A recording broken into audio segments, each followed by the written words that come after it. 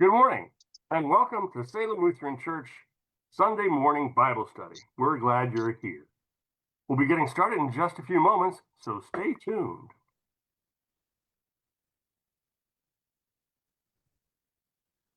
Well, good morning. Good morning, and welcome to our Bible study here at Salem Lutheran Church.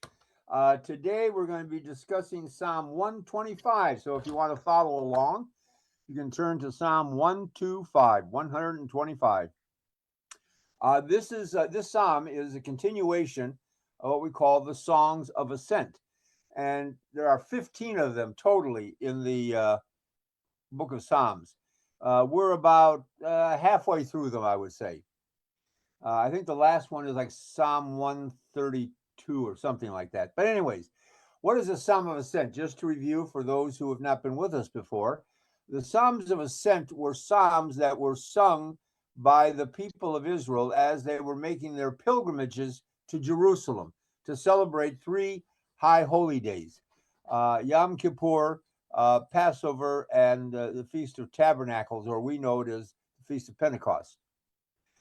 Anyway, so this is Psalm 125 is another one of the songs. It's called A Song of Ascent. And I'm just going to read the introduction from my commentary. And it says, like the others in the series of 15 songs of ascent, it was especially appropriate for those pilgrims on their way to Jerusalem for one of the three annual major feasts of Israel. We can imagine the pilgrims chanting this song when they were walking the city walls. And first of all, you got to imagine approaching the city of Jerusalem. Jerusalem was a very fortified city. It was surrounded on three sides by mountains or hills that gave protection to it. And then the city of Jerusalem itself was sort of on the top of a big hill, surrounded by a wall. So it was a very impregnable fortress. It was chosen well by David. When David conquered the tribe known as the Jebusites, he took the city of Jerusalem, which was theirs, as his own. And as far as I know, the city of Jerusalem was only really conquered once, and that was by the Romans. Oh, and the Babylonians twice. Excuse me, the Babylonians and the Romans. So it was a pretty impregnable fortress. It had high walls surrounded by mountains on three sides. It had its own well water, so it could hold out against a siege for a long, long time. Anyway, so you can imagine these people coming to the city of Jerusalem and seeing this city up on the hill. And then in the middle of the city, on a higher hill known as Mount Zion, sat the Temple of Solomon. So it was a pretty impressive sight as you were approaching and rising up on the trail, rising up to the city of Jerusalem, coming to the gates, seeing this magnificent city up on a hill, surrounded by mountains and walls. And then in the middle of it, you can see above all the city, there the Temple of Solomon. So it must have been a pretty impressive sight. And the Temple of Solomon itself was pretty impressive, made out of rare woods and gold and silver. Pretty impressive sight as they came. So you can see the beginning of this psalm as they're coming to Jerusalem. And it says, those who trust in the Lord are like Mount Zion, that mountain in the middle of the city, up high, where you can see the Temple of Jerusalem for miles and miles and miles away. As they're approaching the city of Jerusalem, they say, those who trust in the Lord, those who put their trust in the Lord, are like Mount Zion, which cannot be moved, but abides forever. So it lays out the thing of saying, those who trust in the Lord. So the question I think the psalm asks us at the very beginning is, in what do we put our trust? And that's a good question, I think. Do we put our trust in money? Do we put our trust in the connections we've made in this life? Do we put our trust in our own ingenuity and our own intelligence? What do we put our trust in? Do we put our trust in God, or do we trust other things? And that's as I thought about that, I thought about a story which I think I've told before, but it was a story that happened at Zion when I was pastor there. And like most times in most churches face financial issues at some point, almost every year, where their costs are outrunning their receipts. And so you have to discuss this. And I remember one time we were facing an issue like that. of how to raise additional funds in order to fund the ministries of the church. And we were sitting at council meeting, and as we were discussing it, I said, well, this seems to be a problem that maybe is beyond our own fixing. So maybe what we need to do is to stop here for a minute in the council meeting and just offer a prayer to God. So I asked all the members of the council sitting around the table to join hands, and we were going to offer a prayer, when my council president interrupted me and said, "That's all fine and good, Pastor, but this is a serious problem and it needs serious solutions." So it was obvious that my council president, unfortunately, didn't have trust in prayer, didn't trust that God could provide an answer for us. And he was depending upon either his own ingenuity or the connections he made or how he would approach the church and how he would get them to give more money. Do we trust in God or not? Do we believe in the power of our God, or only when all else fails? Do we always put our trust in God? It reminds me of another story. I remember at one point I was counseling a couple had called me, and they were having marital difficulties. And so they asked if they could see me. I made an appointment. They came in. They both sat down, and the husband looked at me and said, "Well, Pastor, we've been to all kinds of therapists and counselors. We've tried everything and nothing works. So we thought we'd give you a shot at it," which gave me a lot of confidence in what I was about to try to do. So the question is, do we trust in God in all times, in all cases? Or do we Pastor, only trust in God when all else fails? Pastor, Yeah. I wish you'd stop talking about when I come to your office. No, it wasn't you. Me too. No, it wasn't either one of you. But I've never forgotten that, because it says to me, we only believe in God. We only turn to God sometimes when everything else has failed. When we have a health issue, well, we go to all the doctors, which we should. I'm not saying don't go to doctors, but it's when all else fails, when the doctors aren't working, when the treatments aren't working. They always say, "Oh, let's. I'm going to pray to God." I'm looking at some of my notes. Yeah, do we believe in God only when all else has failed? Or, as the Psalm says, do we put our trust in God? Do we believe and trust in God above all things? Do we always put our trust in God and believe that He can answer? The Psalm is saying that God will deliver those, like the heavy mountain. He will be with us. Those who trust in the Lord, they will be like Mount Zion, which cannot be moved. I'm going to read from my commentary again. It says, "The pilgrim who came from afar was impressed with the stature and the standing of Mount Zion, the prominent hill upon which Jerusalem was established. The one who believes and trusts in the Lord is promised the same security, and he or she abides forever. Our place in his love, his new life, and his gracious purpose lasts forever and cannot be moved." So what are we like? I remember Jesus told a parable one time, which sort of hits on this, where he talked about a man who was building a house, and how one man built his house on sand. And of course, sand is not a very good foundation for a house. If anybody who's ever built a house knows, you got to have a solid foundation if the house is going to stand. And in fact, I remember when they were building my house here, they made a mistake, and the walls in the basement started cracking. So what the guy did is he said, "We need to have a solid foundation, Pastor." So he poured concrete down all the concrete blocks and put steel rods down those blocks in order to give them a strong foundation for the house. And then when they put the house in, they put the footers in. Those are the supports that support the house. They put them in the ground first, bolted them in, and then poured cement around them to give it a solid foundation. You need a solid foundation in order for the house to stand. Will you build your house on sand, as the parable of Jesus says, or do you build your house on solid rock? If we build our house, our life, our families, our entire life upon a solid rock, and what is that solid rock? That solid rock is our trust in God. Our solid rock is Jesus Christ. Oftentimes, Jesus would refer to himself as the cornerstone, the stone that carried all the weight, the strong foundation for the house. So, what do we build our house on? Are we like a mountain, strong, stable, and secure, where every soul trusts in the Lord and says, "You are God"? That's the question the psalm asks us. And as they were approaching Jerusalem, they were singing this psalm saying, "We put our trust in the Lord. We put our trust in God." And the question that we should always ask is, what do we put our trust in? That's why I've always suggested to people is always set aside some time each day to have prayer, to offer a prayer to God. And the thing I've always suggested to people is, as you're thinking during the week of what you're going to offer your prayers for, well, take a sheet of paper out or a little notepad and write down the things that you're concerned about, the people you want to remember in your prayers, the things you want to pray about, whether it's things going on in our country or things going on in your life, things going on with friends, and then pull that sheet of paper out when you make your prayer time each day. And when I say prayer time, it doesn't have to be something so formal. You don't have to set aside a chapel in your house and then go there and sit there for a half an hour.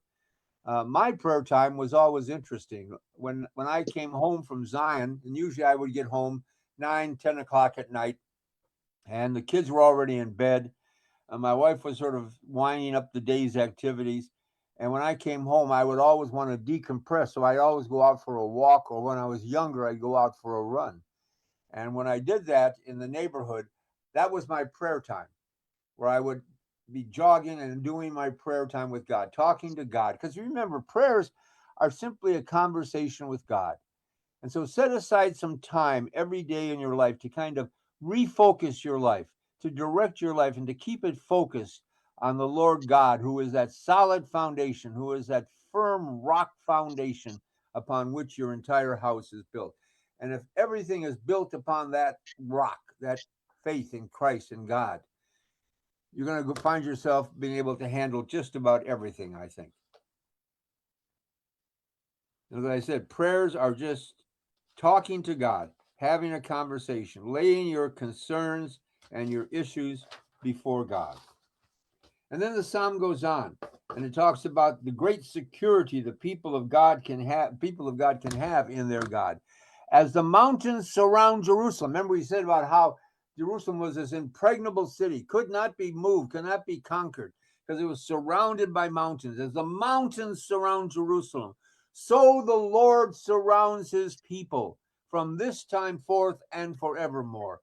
As the mountains surrounding Jerusalem provide protection and care and a solid foundation for the city, so God surrounds us. He protects us. He has his care for us, his love for us, and it is never ending. Jerusalem is impregnable, just like those who trust in God. So we are impregnable because the Lord surrounds his people. God promised not only to be present with his people, but also to be all around them. He would surround them so that nothing could get to them unless it first passed through him. He is our protection. He is our strength. If you want to have a description, I just saw this in the commentary. It talks about the mountains. It says, Mount Zion is not the highest peak in the mountain range around Jerusalem. To its east lies the Mount of Olives. To the north, Mount Scopus. To the west and south are other hills, all of which are higher than Mount Zion. Surrounded by mountains, Mount Zion was secure by its natural defensibility. Nothing could touch it. Just like the psalmist is saying, nothing can touch us. If we put our trust in God, God will see to it that we overcome all things. In fact, that's the promise of God that he has made to us over and over again. I'm always reminded of the words in the New Testament where Jesus says, "Lo, I am with you always, even until the end of the world." That's really a very bad translation. The better translation is, "Lo, I am with you until time ceases, until time stops." And I always ask myself, what is it that creates time? Well, time is created by the movement of the planets and the galaxies. We have the Earth rotates on its axis once and that we call that a day, sunrise to sunrise. And then we divide that day into 24 hours. The Earth revolves around the sun, and we call that a year, which we divide into 12 months, 356 days. So what Jesus was saying there is, lo, I am with you until time stops, until the planet stops moving in their paths, until the earth stops rotating on its axis, until the earth stops revolving around the sun, until the stars go out in the sky, until the galaxies end. Until that time, God's presence is with you. So when you stand at night and look up and see the stars, the moon, and the day, see the sun, know that as long as they are there, Jesus was saying, as long as you can see the stars and the planets and the moon, as long as there are sunrise and sunset, until that stops, God is with you. And to me, that's a beautiful thing because, my life is not always perfect. My life is not always blessed. Sometimes things happen in my life too, just like I'm sure they happen in your life, that make you wonder, where's the answer going to come from? And then it talks later on, it says, for the scepter of wickedness shall not rest on the land allotted to the righteous, lest the righteous reach out their hands to iniquity. So he's saying the scepter of wickedness, evil will not rest on the land allotted to the righteous. God will not allow evil to overcome us. God's promise is always that he is with us. I have a question. What Yeah. what is the scepter of wickedness? What's a scepter? Well, it could be many different things. It could be foreign domination, where they're talking about a foreign army, coming to them, or it could just be talking about the evil we face in life. Okay, thank you. And the promise of God is that when evil happens, it will not have the final answer. I Okay. always remember. Let me tell you a little story, Barb. My mother died when I was very young. She was only like 50 years old when she died of colon cancer. Okay. And she had gone through 3 years of just awful stuff. And I remembered right before the funeral, I was talking to my home pastor, and I said, I just don't understand why this happened. I prayed every day that God would grant her healing. Mm-hmm. The pastor looked at me and said, well, maybe God answered your prayer. Maybe his final healing for her was to allow her to leave this world of pain and sorrow and to be freed from her pain and be allowed to join the host of heaven. I thought about that when my own wife passed away. And I thought she had been struggling with multiple sclerosis for, 20 years? Mm-hmm. The disease had left her blind. The Yeah. disease had put her in a wheelchair. She couldn't even cut her meat. I had to cut food for her when she ate because her hands were so crippled up by the MS. And when she died, I thought about what my pastor said, that maybe God finally granted her a final healing, allowed her to leave this world of pain and sorrow and be freed from the MS and be allowed to walk in the glories of heaven and be allowed to see once again. Maybe that was his answer to my prayer. God granted Okay. her release from all of that pain and all of that hurt. So Okay. I think, God never promised us a rose garden, but what he promised us is that the thorns would not overcome us, that we would Okay. not I be understand. overcome. And in the end, at the final end, God will grant us release and freedom from pain and sorrow.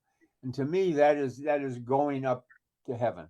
And I I look forward to the understand. time when I'm 80 years old now, so I'm beginning to look towards the end of my own life and beginning to realize that someday I'll pass over that rainbow bridge, as they call it, and I'll see Doris again. And I'm sure God will be relieved when I finally arrive in heaven, because there'll be somebody there to take Doris off his hands. Because I'm sure by now she's probably trying to rearrange how everything is done there. My wife was a very pointed woman. So I just looking at my notes. Sometimes when evil seems to rule, we think that we should become like them. That's also the danger, I think.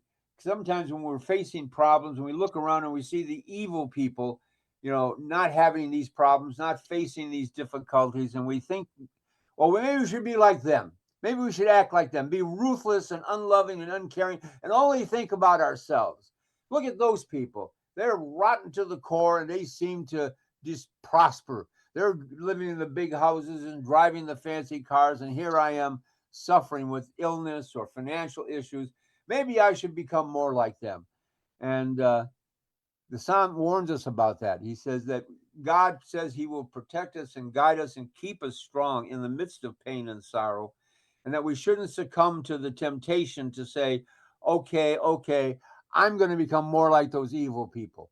And I'm sure you can think about people in your own family or maybe your neighborhood who seem to be prosper, and they're just not the kind of person you'd want to be, not the kind of person you admire. But there's a temptation to say, well, I'm going to become just like them because they seem to be doing just fine. They seem to be getting ahead. Maybe I should only think about myself. Maybe I should put myself first. Maybe I should just go through life taking advantage of everybody I can, because that's how you seem to get ahead. If we succumb to that, we've succumbed to the scepter of wickedness, to use your question, Barb. If we Okay. succumb to that scepter of wickedness and say, okay, we're going to become like them, well, that's not a good thing. God's No, it promise isn't. is that we will overcome evil and that we shouldn't succumb to the scepter of the wicked. Okay, thank you. I understand. And then he makes his promise in verse 4 and 5. Do good, O Lord, to those who are good, and to those who are upright in their hearts. As for such as turn aside to their crooked ways, the Lord shall lead them away. With the workers of iniquity, peace be upon Israel. So he's saying the righteous, those who are righteous in the heart, the prayer is that God will be good to those who are good, and to those who are upright in their hearts. As for such as turn aside to their crooked ways, the Lord shall lead them away. With the workers of iniquity, with the workers of iniquity. Believe that all things work together for good. As you're going through life, my one bit of advice I would give to you is to say, always believe. I remember the words of Paul when he said, all things work together for good to those who love God. When we look at the things that are going on in our lives, sometimes we think to ourselves, this is not a good thing. But he is saying that God can take those bad things and turn them around. He can make something special and wonderful out of them. Those who are faithful to God, in the end, they have the final victory. In the end, they are welcomed into the glories of heaven. In the end, they are welcomed by God. And I always remember this show, and I think I've told this story many times, about a show called The Actors Studio, where this guy interviewed famous actors, actresses, directors, producers. And at the end, he always asked them a series of questions. And one of the questions he asked every person was, if there is a God and you find yourself standing at the pearly gates, what is the first thing you would like to hear God saying to you? And the response that came was, that I always thought was wonderful, was from Steven Spielberg, the famous director of movies like Raiders of the Lost Ark, E.T., the one about the flying saucer. I can't remember that. Something of the third kind. Anyways, and he said, what I would like to hear God say to me is, thanks for listening. If we listen to the voice of God, if we follow God's voice, if we follow his directions, we will be blessed. And at the end, we will stand before the gates of heaven and be rejoicing with God, who has given us the final victory. And so the psalm finally ends with one word, shalom. Shalom, which is Hebrew for peace. It's the words that Jews use when they greet somebody or when they're departing from somebody. They always say shalom, peace be with you. So the psalm says, if we stay loyal to God, if we put our trust in God, in the end, we will have the final peace. And so I end this psalm study by saying shalom to you. May God's peace reign with you now and forever. Shalom. Shalom. And with that, I turn to Tim and say, Tim, what's going on? Oh, he's not there. Well, I don't know what to say. What's going on at Salem this week? Well, we have worship services at 10 o'clock this morning. I'd encourage you all to come and join us. And then after that, there is, oh, Tim just arrived back. Tim, what's going on at Salem this week? You would catch me off guard like that, Pastor. What's up with that? Today at Salem, we have worship at 10 a.m. I think you might have mentioned that. Following worship, we have fellowship. And on Monday nights, as usual, we have our NFL Monday night. So that stands for Nourishment, Fellowship, and Learning. And you're all welcome to join us on Monday night here at the lower level of our church for a hot meal from 6 to 7 and a viewing of the next episode of the Chosen series. And that's where the Fellowship and Learning continues throughout the evening until we break, so that you can enjoy a good Bible discussion following the episode that we watch of The Chosen. This week, we have, this coming week, we have a few things that are happening next Sunday that I think everybody needs to be aware of. And hopefully we'll have some entries from others for our chili cook-off. On next Sunday, after church service, next Sunday, we have our chili cook-off. And it's a competition that the pastor has yet to win. And I was wondering if he was going to enter again this year. And, you know, it's kind of like the Green Bay Packers. You know, it's sad that they completely have no chance of winning. Anyway, so there's that. And we'd love to have your competition be entered. Maybe Bill will offer a entry into the chili cook-off. I know he has in the past, and he's done very well in that competition. I think our champion right now is Sharon, so her chili is going to be returning. And I'm a previous champion. I plan on coming hopefully with a similar champion chili. So we'll, hey, next Sunday, right after church, we're going to be dipping into some chili and trying that out. So yeah, I was cheated last year. You were cheated? You didn't enter. Yeah, I did. Oh. And I was ahead in the votes until suddenly somebody dumped a whole lot of votes in. So I felt I was cheated by it. I won't say by who, Tim. I